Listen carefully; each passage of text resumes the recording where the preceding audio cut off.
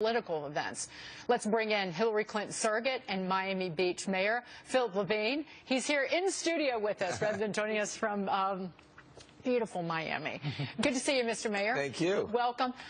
But again, it seems like, so they're both the President and Hillary Clinton, Secretary Clinton boarding Air Force One. But again, it adds a little bit of controversy to which it seemed like an easy trip for them to North Carolina. Well, I would think so because, listen, Donald Trump can't raise money, and we know he's broke. And, of course, when you're paying for Donald Trump's airplane, fuel costs a lot of money. So I can imagine he's very concerned because Hillary's raised $70 million last month. Yeah. So Donald doesn't have cash. Maybe he'll license something in North Carolina. We don't know. Maybe Trump University. But literally, it's done. This is a ridiculous thing to say. You're not saying he's broke, that he's personally bankrupt, are you? Well, Donald Trump, we know, is not a billionaire. I mean, come on, guys. We know you're in a business network here. We know he's not a billionaire, and we know he needs cash. Well, we don't know that, actually. You're peddling in fantasy. Let's talk about this. Wouldn't you think you actually would release your tax returns if you were leader? Listen, you have a mayor here who's self-made entrepreneur, has been incredibly successful, thank God, went into public service. I know, we know, Donald Trump has problems and cash flow problems, and clearly he can't raise money. Right. Well, I know for a fact, talking to people who are raising money with him, that these fundraisers have been incredibly successful. And we're talking about, there was one fundraiser that he did that included the RNC committees here in New York City at Le Cirque. I think it was a lunch or a breakfast, and they brought in about $6 million just in that lunch. So to say he's broke, let's put it in perspective. She has been raising more money than him, but at the end of May, he had a little more than $1 million in the bank, but they had just started raising money in May from outside donors. Where's Carl Icahn?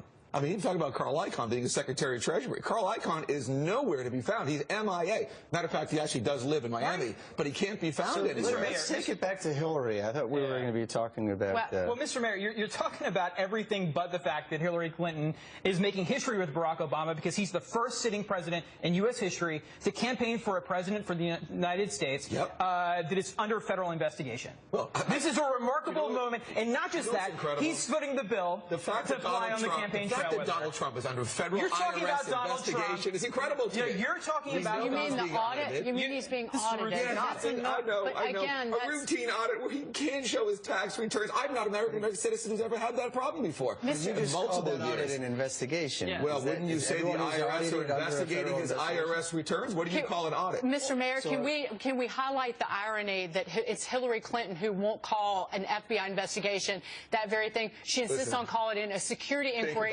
when the FBI director said, I don't know what that is. This is an investigation. They spent millions of dollars. There's nothing. She was so happy to meet with the FBI, of course. And what's going to happen is nothing because the fact of the matter is she did not send any confidential emails. And it was not a secret. That's not true. So you have a direct access to the FBI. No, you can go to WikiLeaks. Go to WikiLeaks. No, let me finish. Go to WikiLeaks.org, and you can read the emails, and you can see the redacted bits. Right. Why were bits of the emails redacted? Because they were classified. Or they were confidential. The fact of the matter is that the FBI what you just said is not true. Her. You just made an accurate statement because you're trying to cover up for the fact that she has a track record of putting her own political expedience against before national security. The fact of the matter is that's not true. No, that is absolutely has a history of defrauding people. Come on, you didn't study at Trump University. If you were subpoenaed by the FBI for all of your emails as part of federal investigation, you've been in public office for 25 years, and you elected, everybody has a cottage industry. I do want to raise this issue, though. Cottage industry, the FBI? Are you kidding me? As a Hillary Clinton supporter and a surrogate, you know that she has problems with trustworthiness in polls. How do you speak to the people who are on the fence and don't trust her? Well, and this comes up with Loretta Lynch having a private meeting with Bill Clinton, the president, boarding her jet and having a private meeting. Let's talk about both issues you brought up. Number one, let's talk about what the American people do trust about Secretary Clinton. They trust that she will get the job done because she has a history of getting things done. First Lady, United States Senator, Secretary of State, they trust that. The second thing regarding Lynch and President Clinton, listen, we know President Clinton. I know him very, very well. I don't care if Donald Trump was on the tarmac. He would have invited him on the plane to say hello. He's a friendly, warm guy. Nothing was discussed whatsoever. Why was she burning her schedule when she was Secretary of State? Can you address that report of the burn bags? Huma Abedin was interviewed and said that they were burning the schedule. And from what I understand, you're not supposed to do that. Destroy the Secretary of State's schedule. The fact of the matter is burning schedule. No, nothing about that. These seems like some kind of fiction that we brought out of the air. No, it came up in the deposition. Well, you know what? I haven't read that particular particular part of the deposition, so I don't know about burning schedules. It's the Freedom of Information Act request suit that I think the bottom line is she's gone through the entire process. She's meeting with the FBI. She's happy to do so, and I think everyone, we believe nothing will come of this. It's another process of going off the Secretary. I do want to about that. Sure. So she sat down with the FBI this weekend about the investigation into her private email server. And one thing I noticed in the New York Times article, so you have President Clinton boarding this plane and having a private meeting with Loretta Lynch. And then they have the interview, the FBI interview with Secretary Clinton. So in the article in the New York Times is said, according to Democrats close to the Clinton campaign, that Hillary Clinton might keep Loretta Lynch as her attorney general if she was elected president.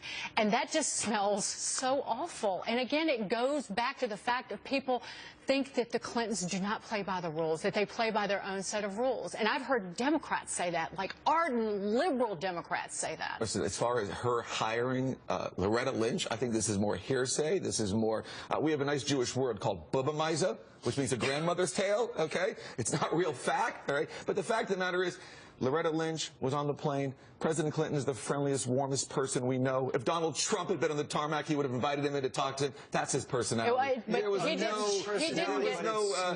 on. And the fact of the matter is, it doesn't make a difference. President Clinton never, ever have the conversation This is a ridiculous thing to say. He will be the target of an investigation as it relates to the Clinton Foundation. He can be called as a witness as part of the email server investigation. Called an investigation? They're going to investigate President. They're under. I can't believe the Republicans are going to investigate. There's a cover-up happening in the daylight. That's a shocker.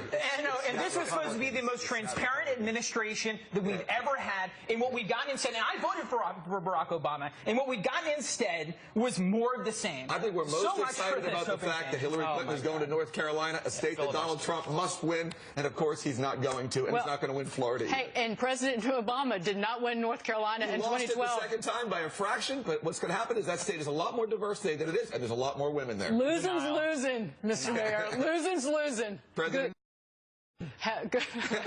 Who's?